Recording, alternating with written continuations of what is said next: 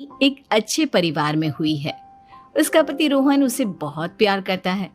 घर में उसकी सास शांति और ननद मीनाक्षी भी है, जो सरिता के किसी काम में दखल अंदाजी नहीं करती। लेकिन फिर भी सरिता को ऐसा लगता है कि दुनिया की सबसे ज्यादा बेचारी बहू वही है और सबसे ज्यादा अत्याचार उसी पर हो रहा है। माँ जी, ये लीजिए आपकी चाय। अरे बहू, तूने इतनी ज्यादा चीनी क्यों डाल दी चाय में? हाय हाय माँ जी, मैंने तो उतनी ही मीठी बनाई है जितनी मीठी आपको पसंद है। माँ जी, आपको तो मेरे हाथ की चाय अच्छी ही नहीं लगती। जब देखो कुछ न कुछ कमी निकाल ही देती हो। अरे बहू, तू एक बात के पीछे ही पड़ जाती है। मैंने ऐसा कब कहा कि तू रोज चाय खराब बनाती है? सरिता अपने कमरे में चली जाती है और फोन उठाकर अपनी माँ से बात करती है। हेलो माँ, कैसी हो आप? क्या कर रही हो? मैं तो ठीक हूँ, पर तू बता तेरा मूड कैसा है? तेरी आवाज से लग रहा है कि कुछ तो हुआ है तेरे ससुराल में। अरे क्या बताऊँ माँ, यहाँ तो हर समय मेरे साथ बहुत बुरा व्यवहार होता है। मैंने अपनी सास के लिए इतनी अच्छी चाय बनाई, लेकिन मेरी सास चाय पीते ही मुझे 4 बातें सुना दी। बेटी, तू इतनी छोटी छोटी बातों पर ध्यान ही क्यों देती हो? तुम्हारी सास ने कुछ बोल भी दिया तो क्या हो गया, वो बड़ी है ना तुझसे। माँ ने इतना समझाया, लेकिन इस बात का सरिता पर कोई असर नहीं हुआ। अपनी बेचारी बहू की छवि वो बदलना ही नहीं चाहती। अगली सुबह सब नाश्ते की टेबल पर बैठकर नाश्ता कर रहे थे, तभी सरिता ने अपने पति से कहा, सुनिए जी, मुझे ना आज बाजार से कुछ सामान लेकर आना है। आज आप ऑफिस से आने के बाद मुझे लेकर चलना ना। भाभी, मुझे भी कुछ किताबें खरीदनी है। आप दोनों जा ही रहे हो तो मेरी किताबें भी ले आना। लो, अभी तो बात ही की है बाजार जाने की तो एक फरमाइश आ गई। माँ जी, आप भी बता दो कुछ, और हाँ, मोहल्ले वालों से भी बोल दो अगर वो कुछ मंगवाना चाहते हो तो। बेचारी मीनाक्षी अपना सा मुंह लेकर रह गई।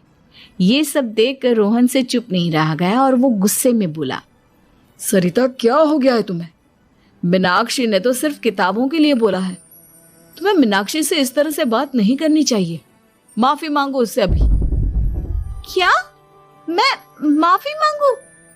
दिन भर आपके घर के काम करूं मैं, आपकी और आपके घर वालों की बातें सुनूं मैं, और अब माफी भी मैं मांगू? ऐसा कभी नहीं हो सकता। ये बोलकर सरिता वहां से चली जाती है। एक दिन उनकी पड़ोसन घर आती है। अरे सरिता, क्या कर रही है? और क्या करूंगी भाभी जी, बस घर का काम ही कर रही हूँ। आप बताओ कैसे आना हुआ? अरे मैं तो तुम्हारा हालचाल पूछने आई थी, लेकिन तुम तो बिजी लग रही हो। कोई बात नहीं, मैं बाद में आ जाऊंगी। और क्या करूँ भाभी जी, जब से शादी होकर आई हूँ ना, बस काम ही कर रही हूँ। और इस घर में ना कोई मेरी कदर नहीं करता। पति है जो बस घर से ऑफिस, ऑफिस से घर। ननद को तो कॉलेज से फुर्सत नहीं। बची सास तो उनका सारा समय मेरी गलतियां निकालने में लग जाता है। अरे ये क्या कह रही हो सरिता? तुम्हारी सास तो पूरे मोहल्ले में तुम्हारी तारीफ करती फिरती है कि तुम बहुत अच्छी हो, पूरा घर तुम्ही ने संभाल रखा है। हाँ तो क्या हुआ, इसमें गलत क्या कहती है? सच्ची तो कहती है। मेरी मर्जी के बिना इस घर का पत्ता भी नहीं हिलता। शाम को जब रोहन घर आया तो उसने सबसे कहा, कल हम सबको मौसी जी के घर जाना है। उनकी बेटी की शादी है। सब अपनी अपनी पैकिंग कर लो, सुबह होते ही निकल जाएंगे। और सरिता, तुम कान खोलकर सुन लो, वहां जाकर किसी की बुराई भलाई शुरू मत कर देना, नहीं तो मुझसे बुरा कोई नहीं होगा। हाय हाय जी, आप तो ऐसे कह रहे हो जैसे मैं सुबह शाम सबकी बुराई करती फिरती हूँ। आज तक कोई कह नहीं सकता कि मैंने किसी की पीठ पीछे किसी के बारे में कोई बुरी बात बोली हो तो। अरे बस बहू, बात को और ज्यादा आगे मत बढ़ा। हमें सब पता है तो हमारे साथ क्या व्यवहार करती है। ये बात घर तक रखना, शादी में किसी को कुछ मत बोलना, नहीं तो सब कहेंगे कि शांति की बहू कितना बोलती है। हाँ हाँ, सब कुछ तो मैं ही बोलती हूँ ना। आप लोग तो हर समय फूलों की बारिश करते रहते हो मेरे ऊपर। सारी गलती मेरी है जो मैं इस घर में आई, सबका कितना ध्यान रखती हूँ, लेकिन फिर भी मेरी तो आप लोगों की नजर में कोई कदर ही नहीं है। अगली सुबह सब लोग मौसी जी के घर पर चले जाते हैं। वहां पर शादी का माहौल होता है, सब जगह चहल पहल होती है, बहुत सारे मेहमान आए हैं। सरिता को वहां बहुत अच्छा लग रहा है। वो अपने मन में सोचती है, यहाँ कितना अच्छा लग रहा है, कितनी रौनक है। मैं यहाँ किसी से ज्यादा बात नहीं करूंगी। अगर मेरे मुंह से कुछ ऐसा वैसा निकल गया तो रोहन जी तो मुझसे गुस्सा हो जाएंगी। सरिता ये सब सोच ही रही थी कि वहां रोहन की कजिन साक्षी आ गई और सरिता से बोली, आप सरिता भाभी हो ना? जितना आपके बारे में सुना था, आप तो उससे भी ज्यादा सुंदर हो। हाँ वो तो है, मेरी सुंदरता की तारीफ सब करते हैं। मेरे मायके में तो सब यही बोलते हैं कि रोहन जी की किस्मत बहुत अच्छी है जिन्हें मैं मिली। लेकिन आप कौन है? मैंने आपको पहचाना नहीं। मैं रोहन भैया की कजिन हूँ। आपकी शादी पर नहीं आ पाई थी ना, इसलिए आप मुझसे मिले नहीं कभी।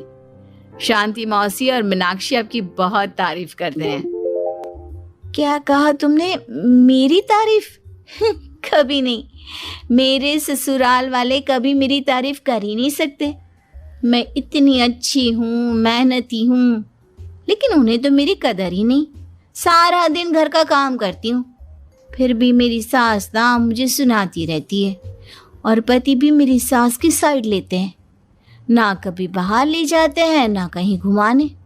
अगर घुमाने के लिए कभी बोल भी देना तो उनकी बहन बीच में आ जाती है।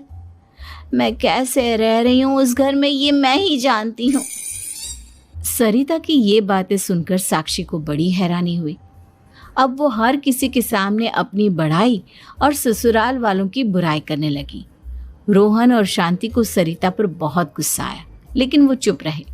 अगले दिन जब वो अपने घर पर आए, सरिता, तुमने क्यों सबके सामने मेरी इज्जत का तमाशा बनाया?